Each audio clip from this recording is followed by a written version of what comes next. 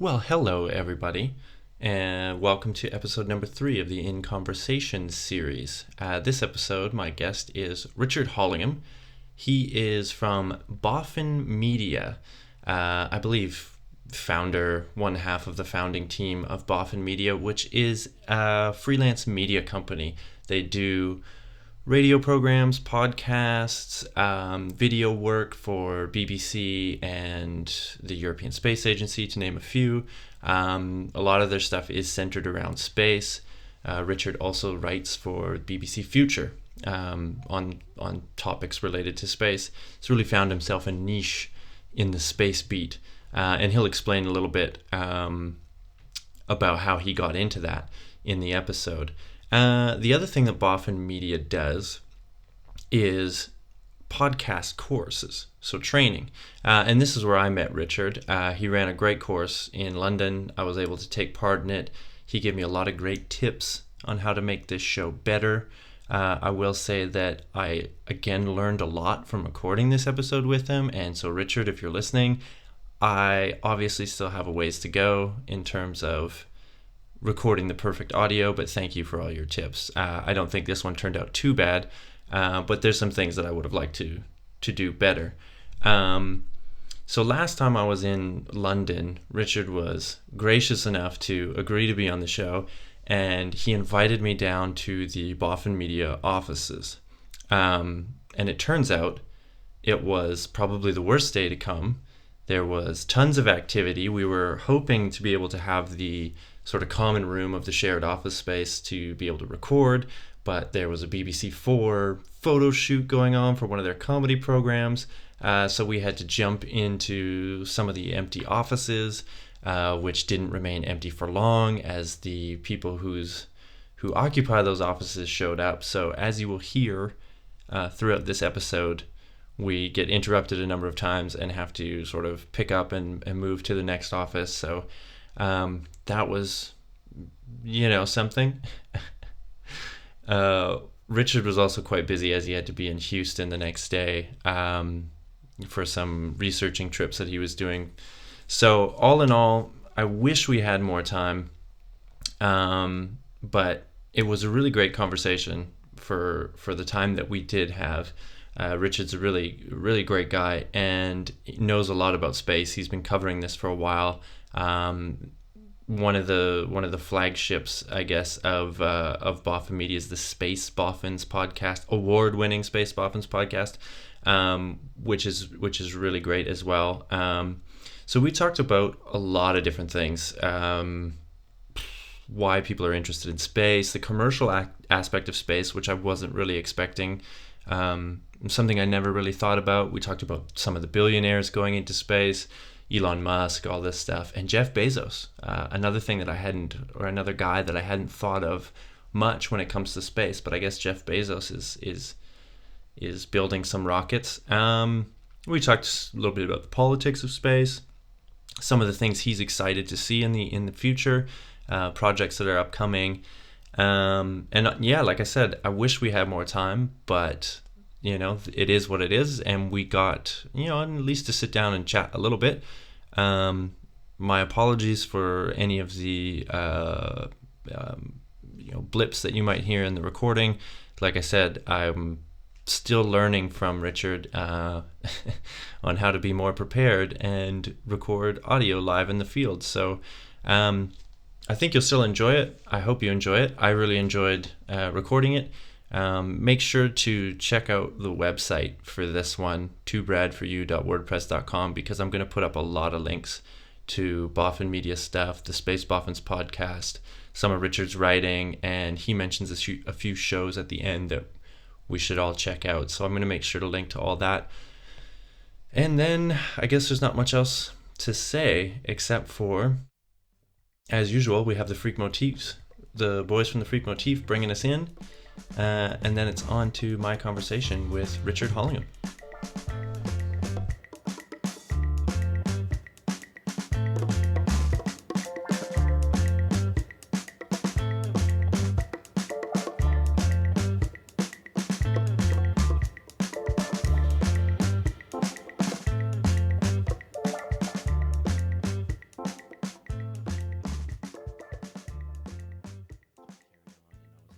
Yeah, about that's going through. Everyone kind of looked at me weird in Frankfurt when I came through with. They made me pull it all out, Yeah, and they were testing it for bomb residue in the States or something. now. Yeah, in the States. Well, weirdly, I came back from.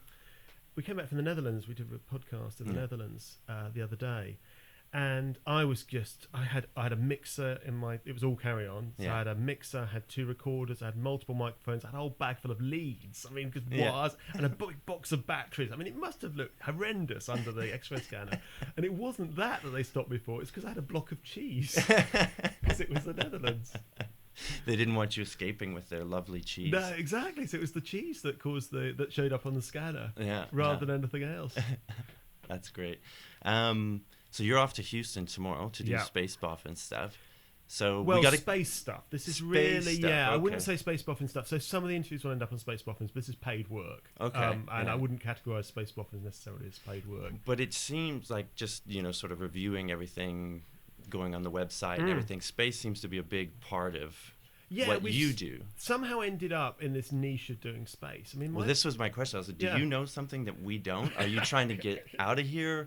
Why that? Or is it something that you've just sort of always liked, or maybe you fell into it? Well, when I look back at the books that I've kept from my childhood, there were 2 books, and I've rediscovered them recently. We were clearing out my parents' house. There was a book on exploring, and a book on the space shuttle. Yeah. And I've still got them. And they're still great, actually. They're still really good. Yeah. So, and then by about age 12, I wanted to either be a famous explorer or on the radio. So I worked out on the radio, and then I basically pursued on the radio. I want to be on the radio. I want to be a local radio. I wanted to be a local radio DJ. Yeah. So I pursued that and pursued that and pursued that, and ended up, I think my first actual presenting as opposed to reporting job, I think I was about 21, so I was being paid to present on the radio. And I did that through to about 26 as a local radio presenter. My original degree is in applied biology. So really I should have done probably more biological sort of stuff. But I ended up, I got an attachment at the BBC. I was at the BBC presenting the local, the breakfast show on Radio Cumbria, and then the evening show on Radio Cumbria. And ended up, I was just getting bored. I was getting bored with it. Right. I wasn't particularly liking the other people around me. I think I was just too young, basically, to be doing that job. Yeah. I would actually quite like to present on local radio again now, because I've got a family, middle-aged, I've got a family, I've got an understanding of the local place, whereas I was just ambitious, and I was very slick, and I was quite good at doing interviews. Yeah. But I didn't really... And I love the county, I love Cumbria, but I wasn't really... I wasn't a Cumbrian, and yet I was broadcasting. You had the explorer bug. You wanted to get out there. I've always wanted. I love travel. I don't like flying, but I love travel, so that would never stop me.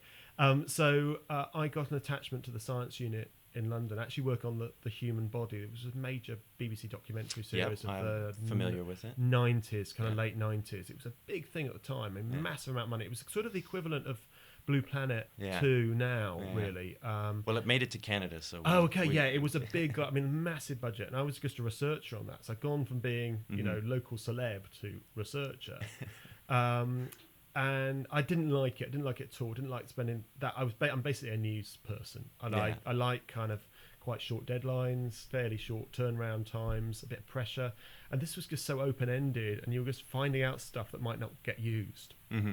I did all this, weeks of research on how many tears we cry in a lifetime, talking to all these researchers and things. And it was just for this sequence on a boat with buckets on the Thames, which I helped to set up, and it was fine. And it made 2 minutes of the final film, and it was all nice. Robert Winston at the front of this boat on the Thames with buckets, and I'd made that happen. At least partly made that happen. It's another thing you have to get your head around. It's a big team of people, and as a researcher, you're kind of a minion in that team. So it was quite a difficult thing. But then they set up News 24, and which was the BBC's 24-hour news network, and there was this new unit called the Science News Desk, which was a complete disaster. We were meant to do stuff for radio and TV at the same time. It was bi-media working. We were the first group to do it. It was awful. It was totally dysfunctional.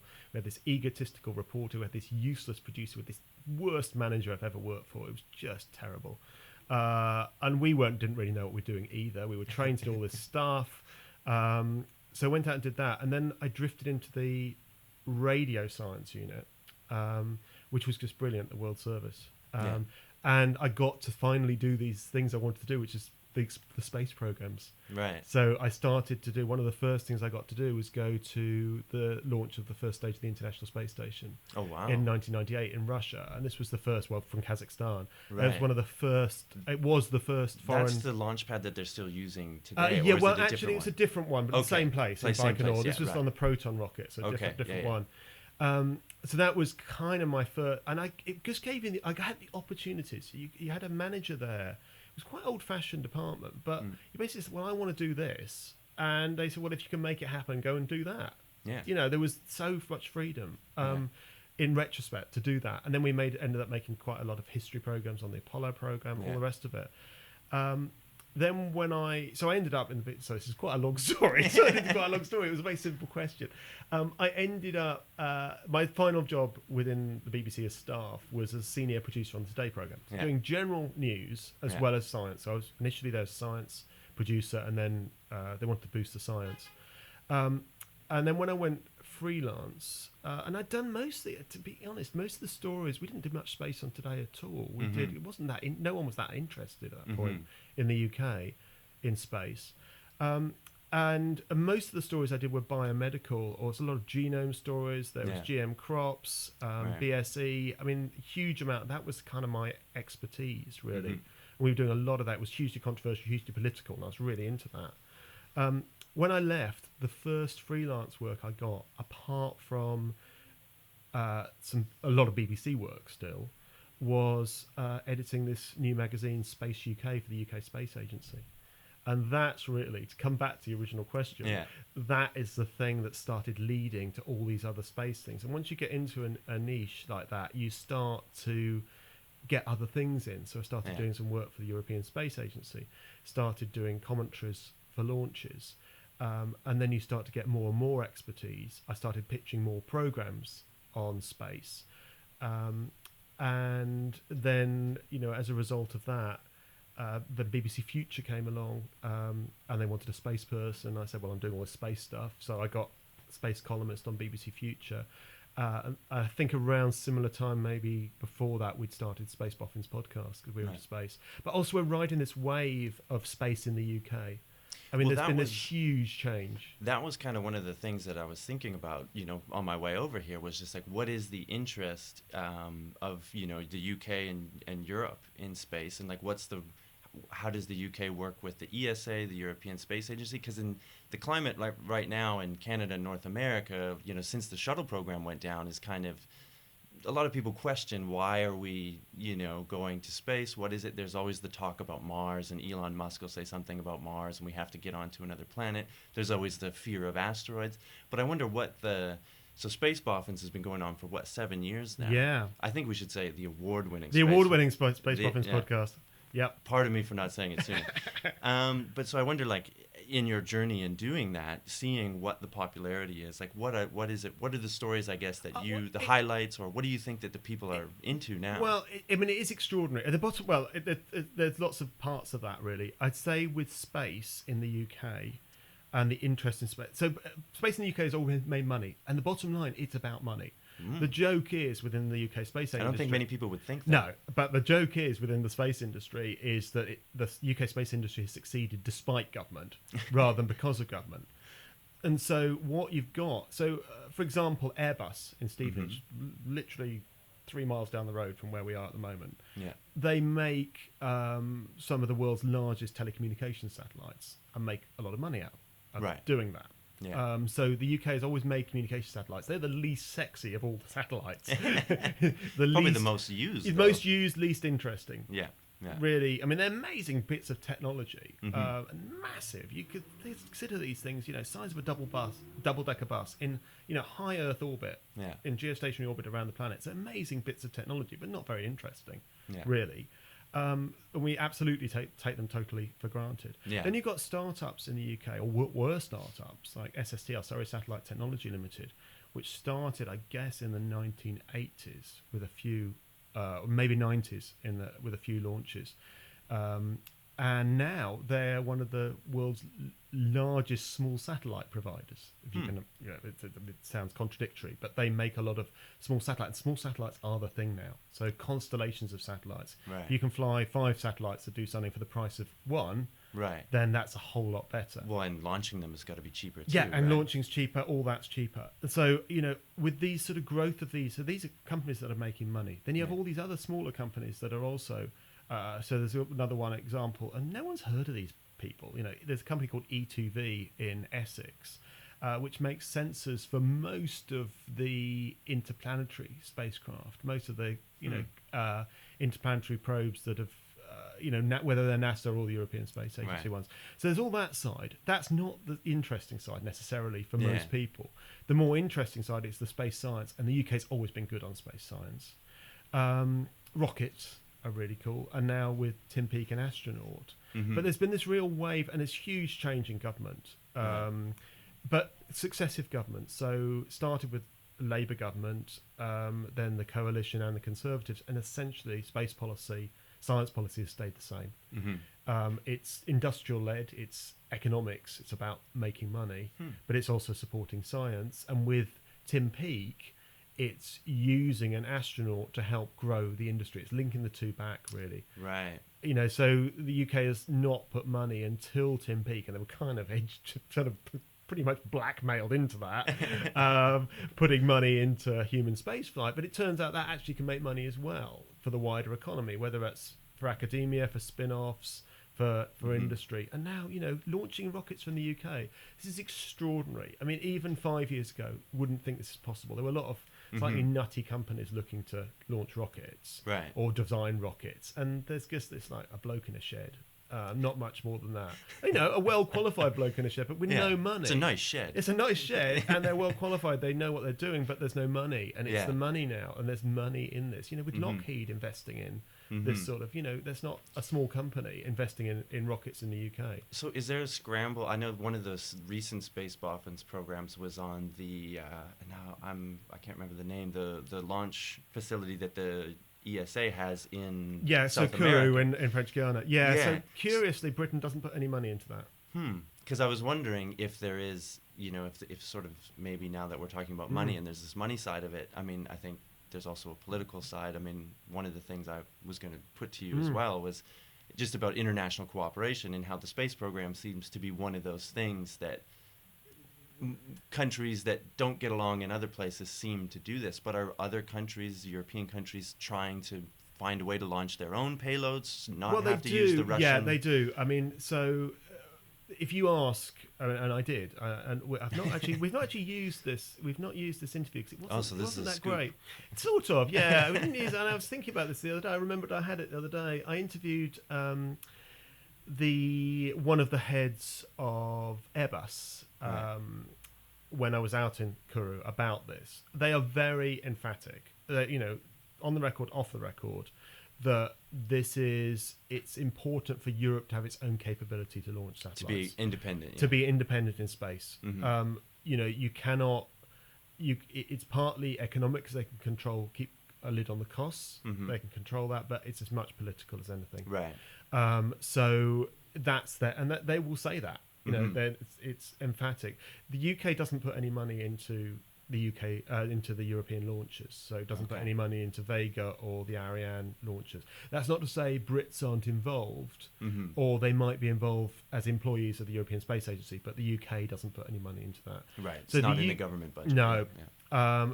But the UK does put a lot of money into the European Space Agency, and it leads on some programs. So it puts the most understandable into communication satellites. So the more money you put in, the more money you get, the more work you get back. Right. And that money actually has wider benefits for the economy.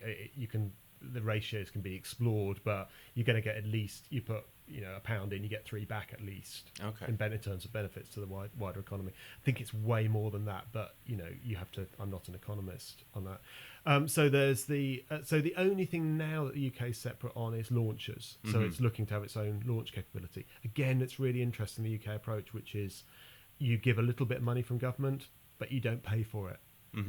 the thing is, So it's private companies, like you it's mentioned private before. companies. It's a guy. Yeah, in you sheds facilitate it. You put the regulations in place. You provide some grants.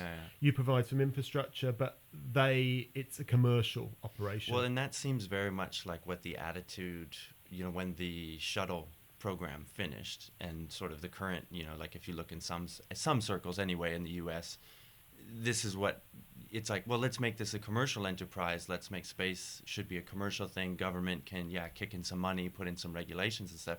And then I've heard arguments against that. It's like, well, do we want guys like Elon Musk and whatever, controlling what can go up and down into space? Yeah. Not to crap on Elon Musk or anything, but I think there is a point. But I think once you start to get some competition, it does make sense, because then NASA just becomes a client. So they said, right, we want people to launch to the space station. What can you offer us? Right. And so you've got, Boeing and SpaceX providing spacecraft that will do that. And you've got Dream Chaser, the Sierra Nevada Corporation, providing one. It's a sort of close runner-up, which might well become reality as well. And it's what's happened with satellites for forever, pretty much. From the beginning, if you build a satellite, you need to launch it. Right. You're going to go and look for the competition. Who can do it the cheapest? Who's going to do it the cheapest and the safest? Yeah. And how much is insurance going to cost on each launcher? So it's the same thing with I think it's inevitable for low Earth orbit. I think the role for the space agencies, I mean, this is my personal view. I mean, these are all my personal views. Yeah. Is that only a publicly funded or internationally funded operation can push the boundaries in terms of taking a crew safely around the moon. Mm-hmm. They could contract SpaceX to do it, for example, because NASA's always used contractors. Yeah, it's never built anything itself. It does build a little bit itself. Yeah, but everything's been done by contractors. Always has been. But they've specified what they want. Yeah, and I think that's probably the best way to do it. Right. I mean, the European Space Agency, Arianespace, is essentially a private company providing a launch service for the European Space Agency. I mean, you can look at the funding, and a lot of these organisations wouldn't exist without the taxpayer. Right. But I think they're a company providing a service. Mm-hmm. There's no reason why that has to be a government monopoly doing that. But perhaps the role of the space agencies is to push the boundaries, because they're not going to be what they can't be is too risk averse. Right. Because a private company, maybe not SpaceX, but most private companies are going to be more risk averse. Right. In the idea of exploring, manned space flights to Mars and things like this, I can see why a private company is like, well, what's in it for me? Yeah. But you've got to be. You can't. We could say, we're going to launch, and that's the thing. There's a lot of these companies will sort of say. There's been so many in the last few years saying, we'll fly you around the moon if you give us 20 million or whatever. Well, it's going to be more than that, 20 billion. I don't know what it is. And frankly, I'll do that. If I will fly. If you give me $50 billion, I'll fly you around the moon. Yeah. I'll get the spacecraft together. But that's all these. I'll get the spacecraft together. I'll get the spacesuits. I'll find a rocket that'll do all that. And that's what a lot of these companies are. It's only, I would say, the traditional companies like Boeing, Lockheed, if they see it, they'll see commercial opportunities, and they'll obviously put in money in, but they've generally been contractors. Right. NASA has said there's been a competition for getting astronauts to the space station. Boeing has competed, and they're providing as a private operator. Mm-hmm. But that's a lot of money from NASA to do that. I think it's only Elon Musk is really interesting, but it's really the individual. That he's doing things in terms of exploration, in terms of pushing boundaries, in terms of Falcon Heavy. Yeah. That actually most private companies wouldn't do. Well, and that's always. Sorry, I guess. Yeah, no problem. Sorry, we borrowed your office. We'll go next door. Sorry. No, that's quite all right. No. I said we'd go as soon as you came in. It never managed to turn off the microphone on it. Right. Okay. Yeah. Okay, so I'm talking like that. Yeah. So that should be good. Yep. There we go. Okay, we're back after a little delay. And I think if I remember where we were at, we were speaking about maybe the role of private billionaires in pushing the boundaries of space. Because I mean, I think it's Elon Musk, like you said, it's the character. It's fascinating, and I wonder. It kind of harkens back to something you said at the beginning of the book on your shelf of the explorers, and I think that's like a real, why a lot of people fall in love with space and what the public might be interested in space. The manned missions to Mars. So I wonder what it is. Do you think of Elon Musk? Is there some angle that he's working, or do you think he's just genuinely some guy that is enamored with the idea of being an explorer and getting out there? Yeah, I mean, I don't know him. I've never interviewed him. I can only say what we all see. I think he's got this vision for, as a lot of the Silicon Valley entrepreneurs have, of going out there, of exploring. So being explorers in some form or other. I mean, Paul Allen, who recently died, sadly, he was also investing big time in space. Jeff Bezos, investing big time in space. Jeff Bezos, I mean, he's probably more interesting than Elon Musk, partly because we don't know much about him. We don't really know we just know when they post a new YouTube video of their latest success. We also don't know how many fail. We don't know much about we'd have no sense. I mean, it bothers me. That's what bothers me, I suppose, when there is tax. I'm not an American taxpayer, but it's American taxpayers' money goes into SpaceX, and yet SpaceX is quite opaque the way it operates. It's a commercial operation. I think there does need to be more openness. Jeff Bezos doesn't take that taxpayers' money; he's just doing it all off his own bat. And he's quietly coming up, and I think probably the space first, for example, on the purely commercial areas, the first space tourists will probably be Virgin Galactic. I think they're still in the lead. Yeah, absolutely. I would say they've put a huge investment in the last few years. They've got tremendous expertise, and they know it works. I mean, what it's the technology it's based on, Spaceship One, works. Yeah, went up in space. Came back down again.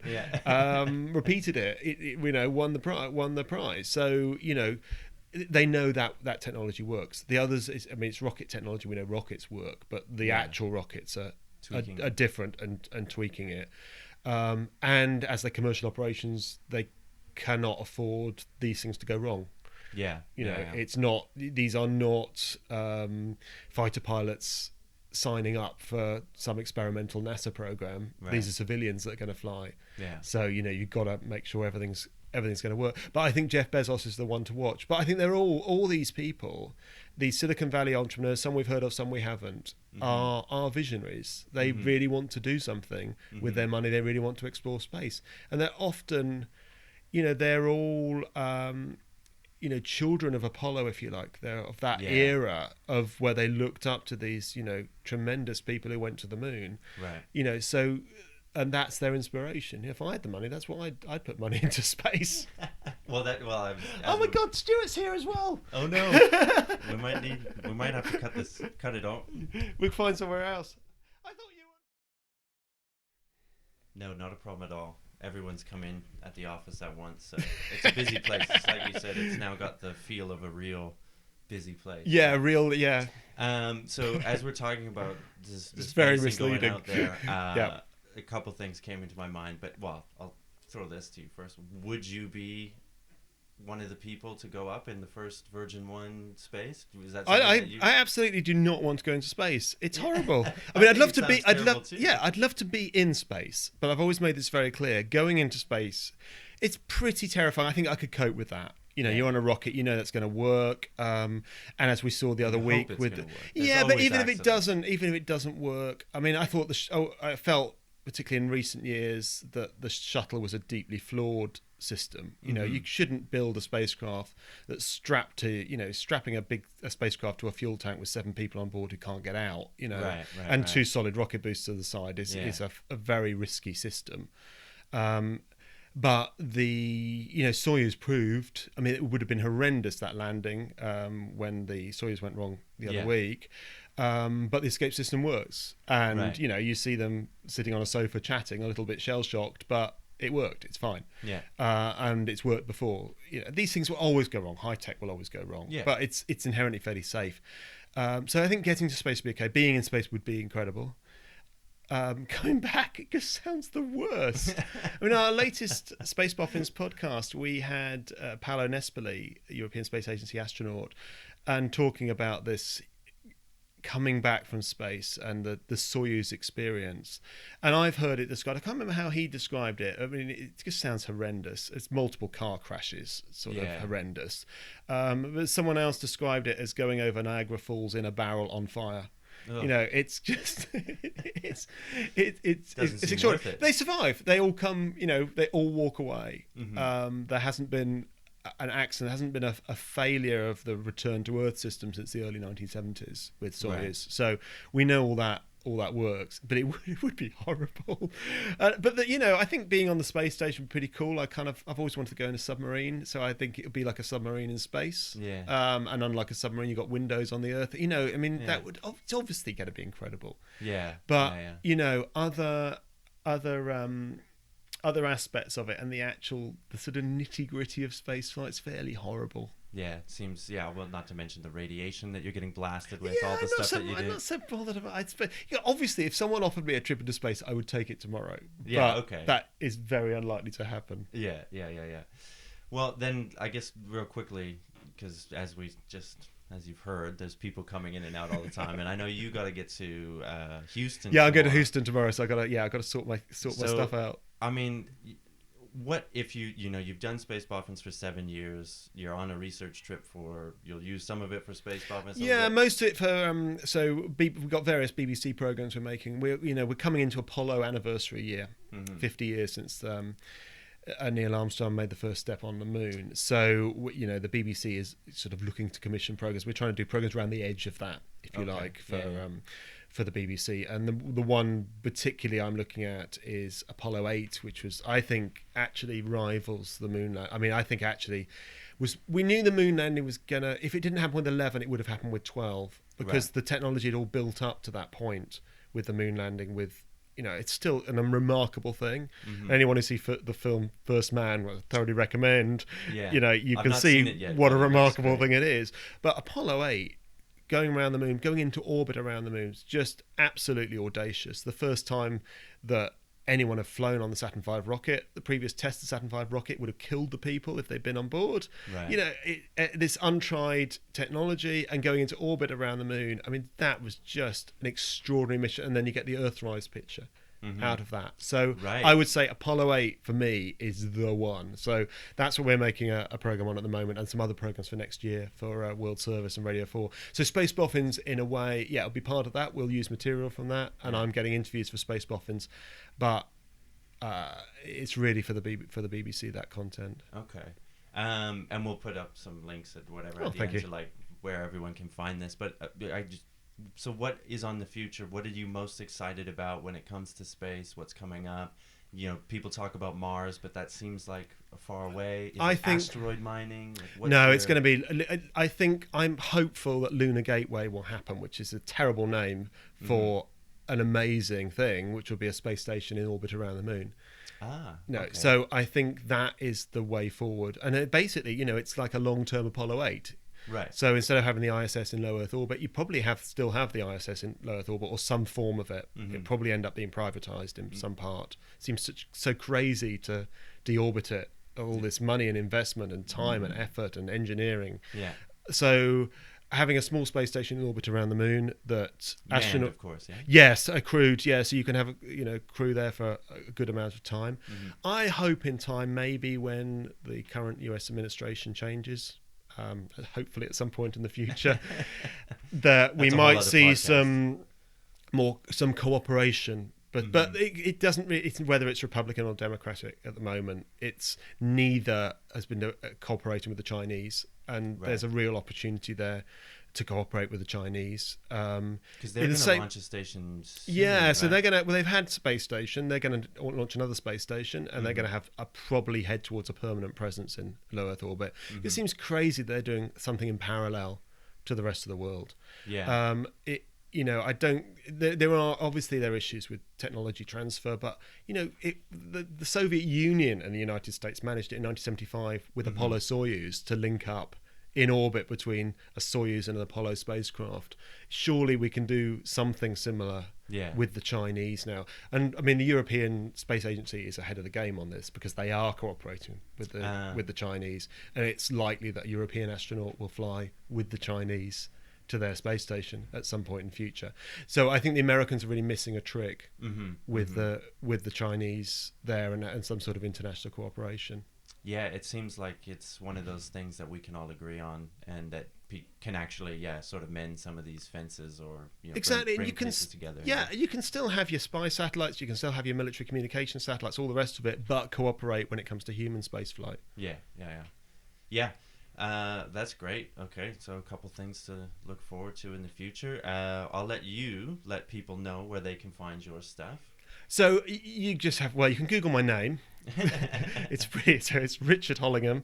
That will find my BBC Future stuff. If you Google Hollingham BBC Future, you'll find loads of the stuff on space for BBC Future. Space Boffins, just Google Space Boffins, you'll find it. It's hosted currently on the Naked Scientist website, but you can find it on our own website. So we're Boffin Media. And it's not difficult to find this stuff. And a lot of the space programs, particularly on BBC World Service over the last few years, we've made as well. So I would recommend, if I was going to recommend a couple of programs, given that we've kicked him out of his office, we should recommend Music of the Spheres, which is Stuart Clark's fantastic essay series with original music on this idea that the movement of the planets was really the first idea of science and astronomy, and the inspiration from that. It's a little bit highbrow. It's really good, though. So that's Music of the Spheres. It's an essay series for Radio 3. So just Google Music of the Spheres, BBC. You'll find that. And then a documentary I made about a year ago now called Space 1977, which is all about the Voyager probes. I'm very proud of that. I can recommend that one. That's very good. Presented by Ron Garan, a fantastic presenter, astronaut presenter. We've done a few programs with astronauts now. They've all been great, but Ron was just a joy to work with. But also, his interviews are lovely. He's really very engaging with the people, and just he's an astronaut. He's done amazing things, but he was sort of humbled by these people working on Voyager, and his interviews are just great. They're the best part of the program, I'd say. Yeah, he came across really well as a presenter, I must say. Really good. He'd never done it before, but he was just brilliant at engaging and asking good questions, and really, it's what you'd want in any presenter, really. Yeah. Okay, well, I'll let you go. Like I said, the office is filling up here. You got a lot to do. Thank you so much for having me. You're very welcome. Sorry about that chaos in the office. To get the behind-the-scenes look at it all. That was really great. Thanks so much, Richard. Well, there you have it. I hope you enjoyed that conversation. I really, really enjoyed the experience of recording it and speaking to Richard. So thank you once again for having me to the Boffin Media offices. We discussed very loosely maybe doing it again in the future, the next time I'm in the UK. Hopefully we can make that happen and set up a time that isn't so chaotic, and we might actually have some more time and maybe even get some of the other people involved with Boffin Media on the show as well. Thank you so much for listening. As always, subscribe to the show. We're slowly getting the show on more and more podcast platforms. So if there's one that you use that you don't see the show on, get in touch with us. Twitter's obviously the best way to do that, at 2BradForYou, or you can get in touch with me at bvanparadon. You can leave a comment on the website, which is 2bradforyou.wordpress.com. And like I said in the opener, do go check out the show notes on the website for this one, because I will put up a bunch of links as to where to find any of the Boffin Media programs, some of Richard's writing, and the two programs that he mentioned, Music of the Spheres and Space 1977, which are both really great programs that I can highly recommend.